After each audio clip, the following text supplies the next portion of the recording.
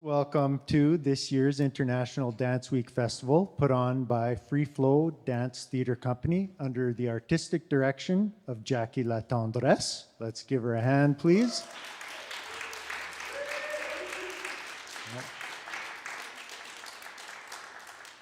So this is day 2 of the festival.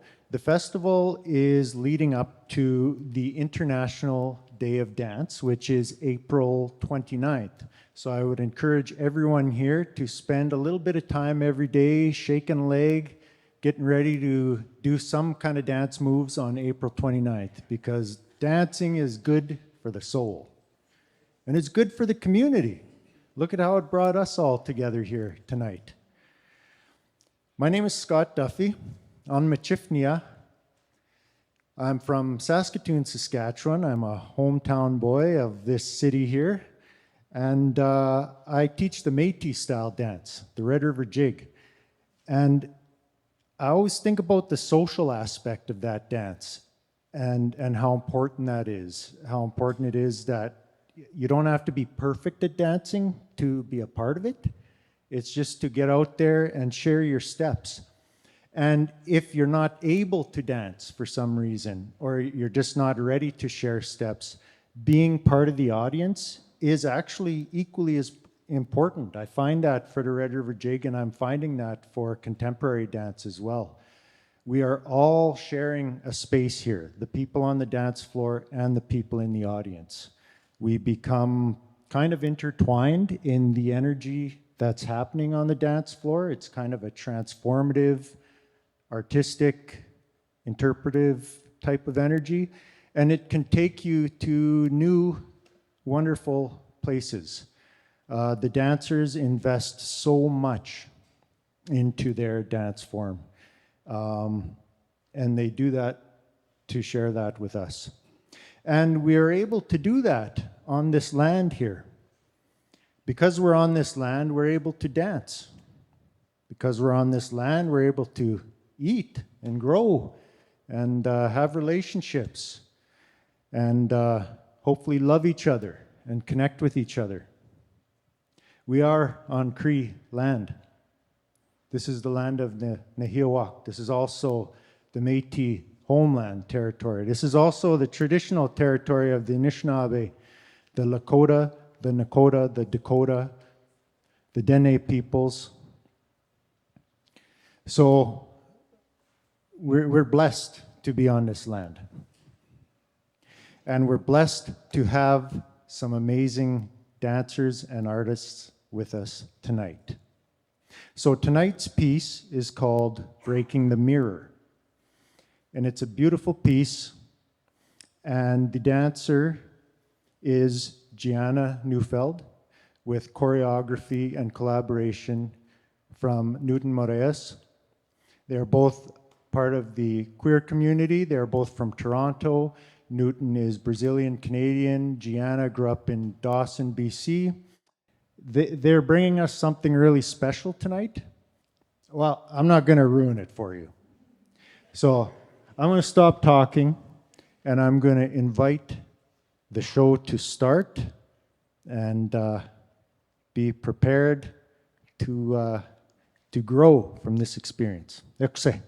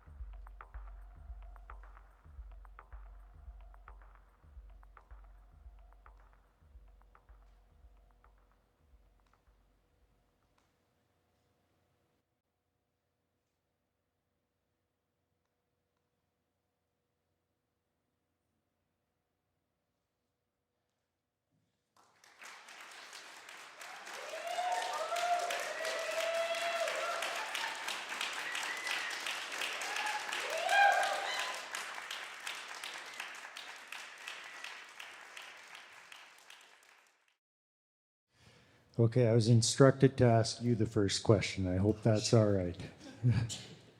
It's an easy one. Newton Moraes, how long have you been dancing contemporary dance, and what influences have made their way into your dance practice? I think contemporary dance, I started dancing in Toronto, actually, Okay. 33 years ago. Wow. Yeah, I started very late. I started studying at professional training program when I was 29. And all my teacher says that I had almost no chance to become a professional artist. And on the beginning, it didn't bother me, but then I said, I'll prove them wrong. How does it feel to have proved them wrong? Tonight, I feel excellent after after watching Jianna performing. I think you were incredible tonight. Thank you, Newton. Yeah, I agree. Wonderful job, Jianna.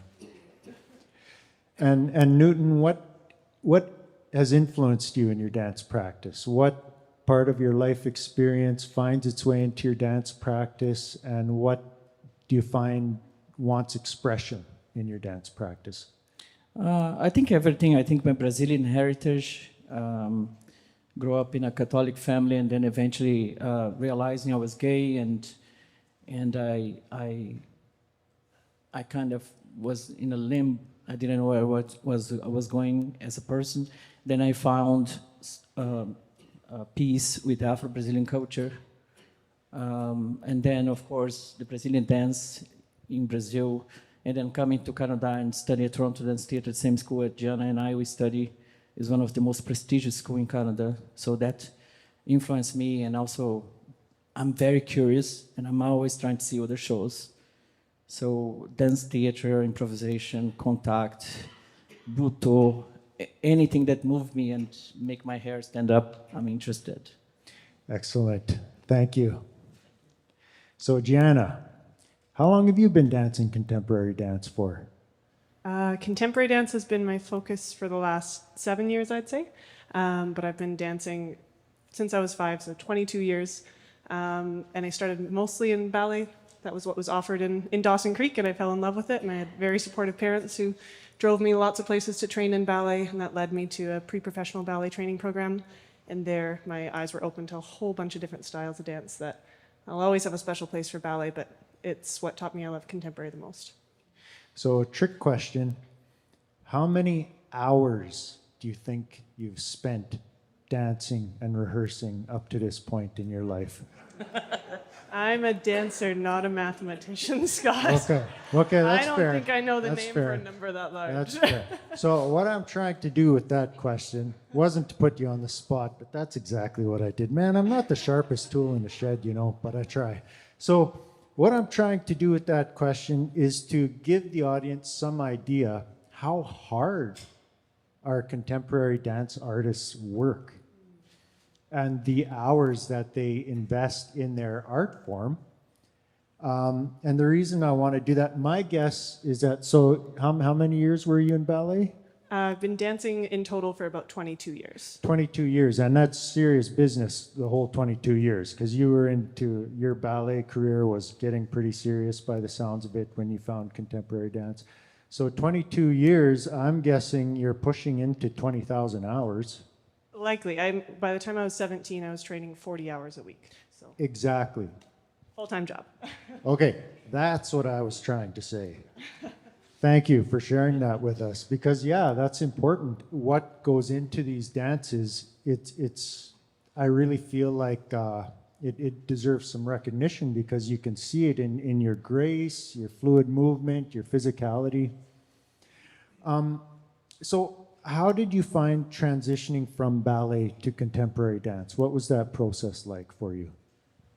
Some parts of it were very natural. Ballet training is very rigorous. It takes a lot of discipline. It takes a lot of analysis of the fine movements of your body. And so I think that really lends itself to any type of rigorous physical thing you'd like to study. Some parts were harder to let go of. I was very used to doing what I was told and being shown something and then trying to fit into it. And then in contemporary dance, you're asked to bring a lot more of the unknown into the space and generate ideas that the choreographer won't tell you, I want it to look like this. They just give you a feeling or a memory or a prompt, and then ask you to move and find different qualities. And those qualities might have a lot of softness. They might involve rolling on the floor, which I would never do in a tutu. So there was some physical learning for sure, but most of it was learning how to apply a different, like, creative, expressive, interpretive side of my personality into the studio. Yeah, we share that in common. I wouldn't roll on the floor with a tutu either. Definitely, I appreciate that. So, Newton, can you tell us how you maybe, and you might want to speak to it too, Jianna, how you both came to settle on the title of the piece, Breaking the Mirror? Would you like to go first? You can go first. Okay. In Brazilian culture, if you say that you break the mirror, is considered 7 years of bad luck. Yeah, and also because in ballet, the dancer always look himself or herself into the mirror when they are doing the movement, quite a lot. Yeah. In contemporary dance, we don't. In general, we don't have mirrors. Yeah. So it's about finding dance in yourself, not expressing doubt. And the other thing too is that I want her to feel. To talk about a little bit about the queerness, yeah, so that she should be happy with herself, not how other person perceive her. So that breaking the mirror is not negative; is the opposite. It's actually positive. Thank you, Newton. I don't know if I make myself clear. Yeah. So, for you, Jianna, how did that journey take place for you in that piece? What parts of your lived experience wanted to express themselves in that piece? Well, Newton and I talked a little bit about how the mirror is kind of representative of caring about what other people think of you, because it is reflecting what others see. And then we talked about how breaking the mirror in a lot of cultures is considered like 7 years of bad luck, if you're into superstition. And yeah, when you try to release the care around how other people think of you and kind of break that mirror per se, whether that has to do with career path or sexual orientation or whatever it has to do with for you, breaking the care around how other people see you and focusing more on how you would like to live your life. Sometimes that is followed by what feels like maybe 7 years of bad luck, because it's a little tougher. Right after you shatter that mirror, you're now exposed in the world and trying to figure out how to navigate that. And there's a lot of kind of unlearning that goes along with it. And then following that period, whether it is actually 7 years or a couple months or whatever it looks like for you, there's a lot of joy on the other side. But it's maybe tough to take that initial punch. Thanks for sharing that with us. Much appreciated. So, Newton, how did your influence of Brazilian dance, Afro-Brazilian dance, how did that fit in this piece for you? What about that style lend itself so well to this piece? I think the sense of spirituality, because I try to combine the beautiful and the ability that Jianna has with her body. She's, in my opinion, I think she's one of the most talented dancers I know, and she's so humble, and I love that. So it's so easy to work with somebody like that. She knows who she is, but she doesn't have to prove to you who she is. And then I try to combine with some elements of my heritage, and we have questions, and I ask a few things for her, and she relate with her past and with her present, and that's how we create the piece. But a lot of the movement came from her. Okay, that's great. So then I'll ask you, Jianna, how did those movements, because the piece was beautiful. To me, it was a beautiful success. So I'm wondering, how did that influence lend itself so well to this piece in your mind? Well, first off, Newton gives a lot of credit. He's an excellent hype man to work with. There's a lot of Newton in this piece as well. I think a lot of it was generated out of prompts that Newton would give me. We started with kind of like fragmented memories from our past and how pieces from our past build up to make who we are today. So he'd ask me to offer 10 movements that remind me of memory from my past or 10 tableaus that make me think of where I'd like to go. So for example, that like initial movement of my hands coming up through my hair, I was thinking of my older sister doing my hair when I was younger. Like it's just a simple thing, just a gesture that makes me think of that. And then Newton would say, okay, now do it facing the back and do it slowly. And sorry, just danced. And fragmented a little bit, jolted as though you're being glitched. So it was a lot of back and forth. It was a question and then an offering and then a playing with that offering until it's turned into something that's neither me nor him, but both of us and also beyond us. Wow, that's great. Thank you. See, that's what I love about contemporary dance. It's there's a sense of interconnectedness in it, and I find that as an audience member, and I can see that with how you're describing your collaboration. And there's wisdom. There's wisdom in the piece as a artistic interpretation. This is for you. How would you describe the collaborative process with Newton? How would you characterize that process for you? Well, I walk into the room with an amazing cheerleader every day, which is amazing. Yeah, it's really, I feel like Newton trusts his collaborators a lot. He puts a lot of trust in his performers, which feels great. He is not asking us to fit into a certain box, but yeah, like I said, he's offering things. He supports what comes out, and I think he's very curious in the studio. He doesn't necessarily come in with a preconceived notion of what it should be, and that also prevents him from getting frustrated if it doesn't turn into that. I think he really trusts both the performer and the creative process to follow where this moment in time with each other takes us. And that feels really great to have trust put in me to that extent. Awesome. Well done, Newton. Well done. So I won't keep you all here too long. Like I could do this all night, but I'm not supposed to. So I have to put a bit of a limit on myself here. But I'm curious, do you feel like starting late with contemporary dance ended up being an asset, or was there drawbacks for you? What would you say about that? I think so, because my mentor, who is a dancer from Pina Bausch, that in my opinion is one of the most fascinating companies in the world, he was a mathematician, and he started dancing the same age I started dancing. So he says to me, there is nothing wrong if you start late. But I never thought that I was going to eventually become a professional dancer or not. But then I realized that I have some kind of knowledge that maybe was not, I didn't have a good turnout. Look, she have incredible turnout and extension. I never had that. So, example, when I create something for myself, performing is a little different when I work with the dancers like with that caliber, you know. And but I think it in a way for me it was more positive because I don't know. I think that exploration later in life helped me. Yeah, okay. Yeah. And it's funny because most of my colleagues that they were studying at school and they were all incredible. Most of them they retired, and I'm one of the very few ones that are still dancing and creating.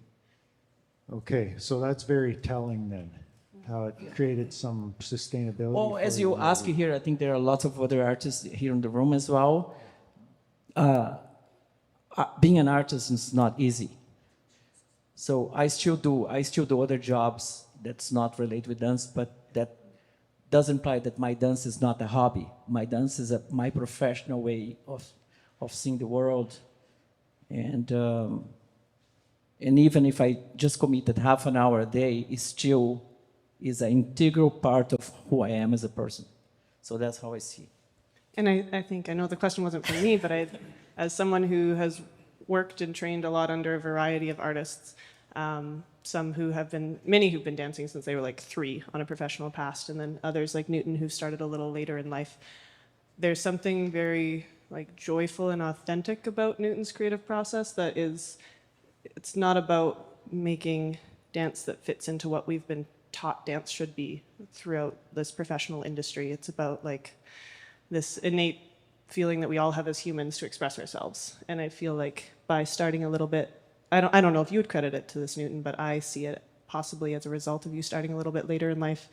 You're less inclined to make the next greatest dance work, and more about expressing something human, because you have a desire to do that. And in my opinion, that does lend itself to making the next greatest dance work. You couldn't say better. Thank you so much. So is it too late for me if I want to start contemporary dance? Of course, Of course not, he means. Of course not. Sorry. Of course. No, I think there is no age. I think that there is no age. Like as you were saying earlier, I think dance for some people might be just observing dance. Yeah. For some people, they want to be on stage. You know, some people might be just wants to be involved one way or another. You know, it's just a question of the person to be dedicated to what they want to do. It to have good people around that they would support you. That's the most important thing. Yeah. And that's what dance does for us. Helps us to grow, helps us to find community. And that's why I'm honored to be here tonight, and I'm honored to have had time with Newton and Jianna. Thank you. It's a real gift. Please give it up for Newton and Jianna. And could you two please take a bow? Well-deserved bow. Thank you. Thank you so much for having us. So, and I need to give some more thanks. I want to thank Jackie again. Free Flow Dance Theater Company has been serving the community for 30 years this year. So that's a big milestone. And a lot of people made this happen tonight. The International Women of Saskatoon helped us with volunteerism tonight. It's a big deal. Please give them a round of applause.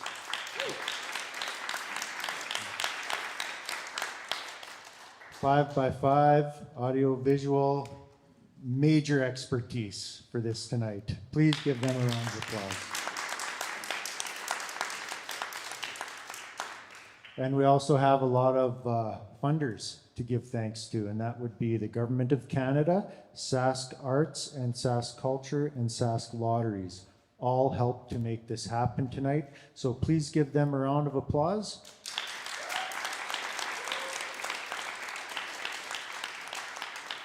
And with that, I'm going to thank you all for joining us, because again, your presence here is integral to this sharing. So much appreciated. Have a wonderful evening. Thank you.